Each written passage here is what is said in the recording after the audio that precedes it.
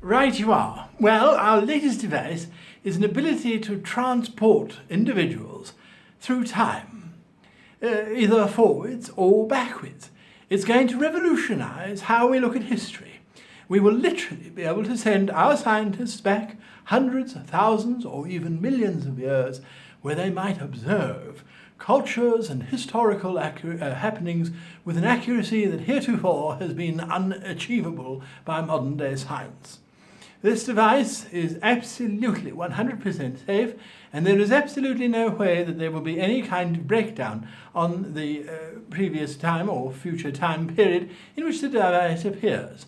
Itself is cocooned in a temporal bubble, which we then use quantum dissonance to send backwards or forwards in time, however far we choose to send them.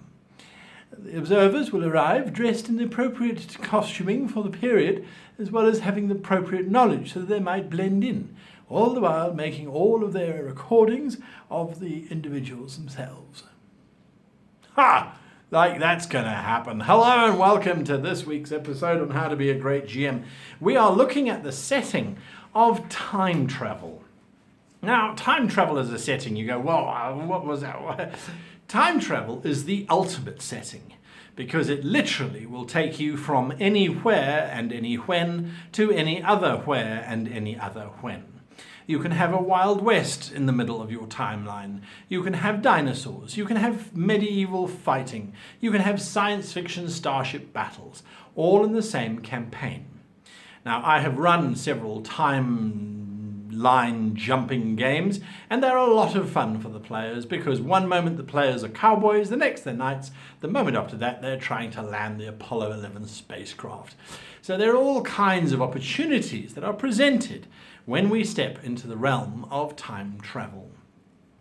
Now, time travel is an interesting one because we don't really understand how it works as humans. Oh, there's all sorts of weird and wonderful calculations and scientists who claim they can send light back in time and all kinds of wonderful things. Ultimately, we have no idea how it would affect everything, and we have no idea what would happen. We all hear about the trousers of time, which bifurcate every time a decision is made. Does it include the decisions of snails, I wonder?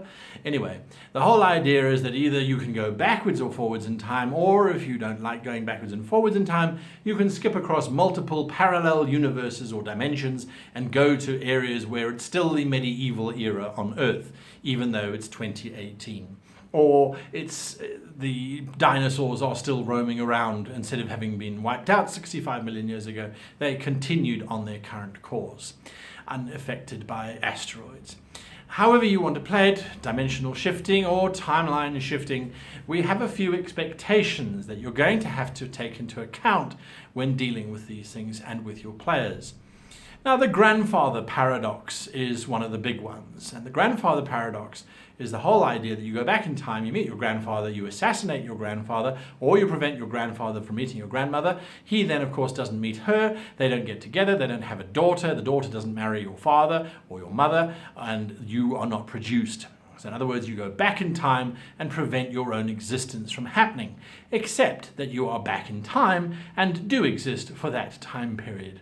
It creates a horrible little loop of logic that one doesn't really know how to resolve. Most science fiction workarounds are, as long as you don't meet yourself in the past, you're okay. You can even see yourself, but as long as you hide away, things are fine. You can go so far as to bump into each other, but as long as the original one in that particular time period doesn't really interact with you, you're still fine.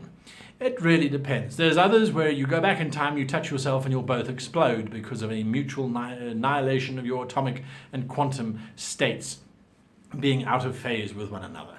So there's all manners of scientific conjecture, for lack of a better word, that speaks about time travel and its ramifications.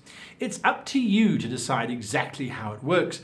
What is important, however, is for you to tell your players how your timeline works. How does time work in your space? Do people annihilate each other if they come into contact with their doppelganger from the past or the future? Or do they simply change the timeline and cease to exist? Or is there no effect whatsoever?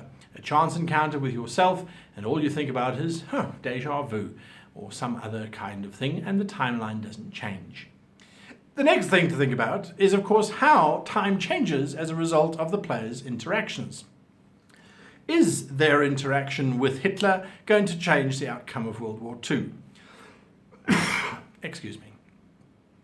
Is a cough in the middle of a theatre production of William Shakespeare's Macbeth going to cause the British Empire to lose battles after battles in World War I and for the French to miraculously take over Europe? You need to decide what those kind of ramifications are, and you need to decide how significant the act needs to be in order for time to have changed appropriately. This is a great opportunity for you to explore alternative histories. The Third Reich taking over the USA, for example. Or perhaps when Apollo landed on the moon, they discovered that the moon was made out of dust, or that there were aliens on it. All kinds of things come to being when you're playing around with time, so you're free to explore. But you need to have certain rules in place for yourself so that the players know how to operate. They might be terrified of changing an act. Maybe they move a cup 5 centimeters to the left, and suddenly an American president is assassinated on a Tuesday. Who knows? Well, you do, because you're running the game. And you need to make it very clear to your players just what they can and can't do. A code of laws, for example, is a very useful little way of allowing the players to know what they should and shouldn't be doing. And it then builds tension when you put them in situations where they might have to violate those rules and they don't know what the outcomes are going to be. So we expect that kind of stuff as well. We also expect that because we can go back in time, it means people in the future will be able to go back in time as well. So if you're in the Star Trek universe, you have those individuals living in the 25th century, I think it is, who periodically pop back when a timeline violation occurs and attempt to correct it. Well, if you have people in the future coming back to prevent your players from now going back into the past, it makes it rather dull. Rather, maybe the technology has been banned and these are pirates coming back. Who knows? It's up to you. However, there is some kind of technology in the future that will allow them to come back in time. Think about the ramifications of how that's going to be on your game. And if it's dimension swapping, how do they know where they are? And of course, your big thing to think about is how do they actually go backwards or forwards in time or skip across parallel universes? Is it some kind of quantum entanglement process, such as in the TV show Quantum Leap, where the player has no real control over where they go, they just miraculously bounce there when they achieve a certain amount of karmic flow, for lack of a better word? Is it that there is literally some kind of mechanical device strapped to their arm or implanted into their bodies that allow them to jump? Is it a handheld device that can get stolen away from them, that can get damaged? You need to decide. And once you've decided, well, that's generally the mode that should then happen throughout the rest of the game. It prevents the players from getting too powerful, and it gives you your various avenues of creating adventures around just the device that they are using to jump through various timelines and parallel lines and that kind of thing. If we look at the tone, so we've got all these different options for the setting, but if we look at the tone of science fiction jumping, of timeline jumping, and dimensional hopping and that kind of thing, the tone is often one of celebration, exploration, wonderment, exploring what it was like in the conquistadors' camp just before they invaded the poor Aztecs. What was it like that night? Let's skip on over to the Zulu Wars and the British soldier or a Zulu soldier on the battlefield at Isantwana. All of those options are there. So the tone usually starts off as wonderment, excitement, the prospect of discovering the unknown. How were the pyramids built, for example? You can have a lot of fun with those as well, where you postulate your own solutions to a lot of the problems that we still don't know the resolution to. However, generally speaking, after a few sessions, after a few adventures, the tone should start to take on a little bit more of a darker, menacing, big brother manipulation scale thing happening. If one person can jump back in time, multiple people can jump back in time. And you are always going to get the giant corporation who'd rather go back in time, learn about a stock exchange change, and benefit from it financially. You're going to get the unscrupulous who go back to try and get artifacts. You're going to get those who go and try and change things. So once the wonderment has kind of eased off, you can then start to introduce these elements of agitation within the timeline. The players jump somewhere, and instead of it being King Arthur, it's actually King Lancelot. Well, what happened to Arthur? No, he mysteriously died on the battlefield. A knight arrived, jousted with him, and he died of poison on the end of the lance. The knight then vanished. No one knows where he went. So you could start to add in these elements. And ultimately, the timeline jumping events allow you to have different adventures and different settings, but the overall feeling should be that this time jumping is having a consequence. There is a definite rippling across time, across the dimensions of the player's actions.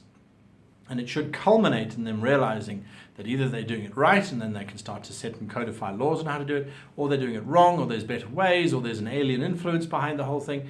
It's entirely up to you. But the tone generally should shift from being positive exploration to being a desperate race against time, because although they have all the time in the world, they still don't have enough time to defeat the big bad that is doing bad things to the timeline. So that's usually the tone that these kind of things take on. Now, if we look at adventures, they are everywhere. Anything is an adventure. Whatever timeline they go to, the device gets separated from them. It doesn't have enough power. It takes 24 hours to charge up and they have to escape. It requires moonlight to operate. It requires sunlight to operate. It requires a nuclear core to operate. However you build that thing, it's entirely up to you. And everywhere they land, there's a new adventure. So there are just dozens and dozens and dozens of them. And they can stay and jump into those timelines for specific reasons. My characters ended up, when they were trying to jump, they'd end up being pulled to different time periods to the ones that they were going to. And they couldn't figure out why, until they realized that the whole thing was a message being sent by a prisoner of the future who was manipulating their time jumps to send them to different locations to reveal this big secret that was behind the enemy force that was controlling the universe. So the adventures are as infinite as your knowledge of history and as your projection of the future might be. As far as influences and sources of inspiration go, there are quite a few of them. Quantum Leap, I've already mentioned, is the TV series where the good doctor had no control over where he was going. It's a very good example of the opportunities that one has. The Man in the High Castle is a fairly recent show. It's in season 2, moving into 3 now, which looks at an alternative universe where the Nazis literally took over most of North America. So there are many examples of time traveling. Star Trek is replete with time travel. As a matter of fact, they devoted to 3 movies basically to the concept of time travel and the ramifications therein. So the idea of bouncing around, going forward in time, backwards in time, and exploring all of those opportunities are there for the taking. And they can be one of the most interesting adventures that you ever run, because they're constantly changing. What this does require you to do, though, is it does require you to have a fairly robust role-playing system that allows you to have characters in the medieval period interact and work fairly well with local peasants, and then jump to the future and drive starships, and then jump back in time to somewhere else, and have the skills appropriate to that. The one that I've found that works the most is the D20 Modern system that was released several decades ago, and the reason why is because you had D20 Modern, you had D20 Past, you had D20 Future, you had D20 Cyberpunk, D20 Arcana. There was a range of modules that were released for the D20 base system, and each one adds a different time period or a different style or a different adventure opportunity for you to explore. So whenever I do a timeline video, I always incorporate that rule system in particular. It's a fairly elegant rule system. It's a D20 system, so it's fairly straightforward. Roll a 20, get over the number, and succeed. It allows for flexibility of character creation. There are some tweaks. You need your characters to have a few more skills than the starting characters might, such as the ability to speak Latin, for example, if they're going to the Roman time period, or some way in which they could adapt. What my characters did was they had the ability that they had a duty or an assignment for 2 weeks, and then they had 2 weeks off time. During that period, they could either learn a new language or a relevant skill, where they would make an intelligence check, and if they passed, they would learn the language or they would learn the skill, and they'd get 1 point in the language or the skill. Or if they failed, they simply weren't smart enough to remember the intricacies of it. They could then spend another 2 weeks subsequent to their adventures on the same skill, and if they'd failed the first time, they automatically passed the second time. So Alternatively, they could go and do their own time jumping to a time period of their own choosing for whatever reason that might be. Ultimately, they sort of did half and half. Sometimes they'd go off and do their own adventures, and sometimes they just devoted to upskilling themselves. The upskilling was important because if you want your characters to jump back to the Roman time period and no one there speaks Roman, it's going to make it a very awkward and difficult adventure. If you have Universal Translator, it removes the requirement for education for character development. So I like the idea of the characters being able to fast track their skills development, and I don't see why not. Time travel as a setting is a very exciting space, and I know I certainly will be GMing more games in that same space in the future because it is so exciting and so wonderful to see how a little tweak, how an adjustment to Caesar's speech, instead of lend me your ears, lend me your feet, for example, might have changed the course of history. Until next time, you hit that like button, hit the subscribe button if you want to see more. We've got many more videos coming up in the near future, of course, every week on every Wednesday. And until next time, head on over to www.greatgamemaster.com, where you'll see an area called Shop, and you can go and find the D20 Modern Rulebook listed in there. I don't think it's in print anymore, but I think you can still pick up second-hand copies.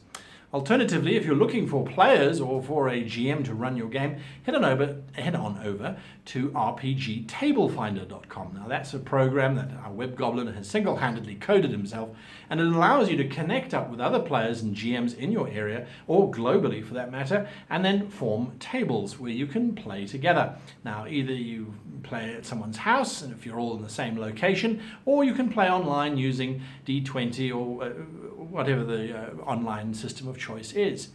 Either way, it's an easy and effective way of finding other people who like the channel, have a similar interest in terms of how the stories unfold, and who are looking for people to play with. Anyway, until next time, I wish you and yours the happiest of gaming.